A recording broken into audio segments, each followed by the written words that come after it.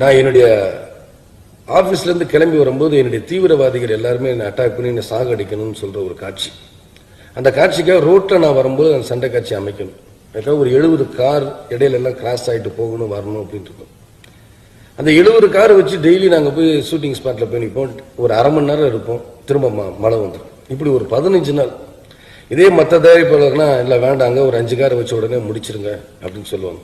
ஆனால் அவங்க எதையுமே அது நினைக்காம தைரியமாக அது எவ்வளோ நாளும் எடுங்கன்னு நாங்கள் கிட்டத்தட்ட அந்த சண்டை காட்சி மாத்திரமே ஒரு 18 நாள் எடுத்து முடிச்சோம். ஆனால் 18 நாளும் எடுக்கல. ஏன்னா 18 நாள் ஒரு அரை மணி நேரம் இல்லை 10 நிமிஷம் தான் ஷூட்டிங் நடக்கும், மழை வந்துடும்.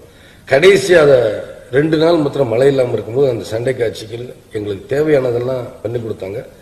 ஆனால் இதுவரைக்கும் நான் நடித்த சண்டை காட்சியிலே அதிகமாக ரிஸ்க் எடுத்து பண்ண ஒரே சண்டை காட்சி அந்த தான். அது மக்கள் மத்தியில் பேசப்படுற ஒரு சண்டை காட்சி அமைஞ்சிருச்சு.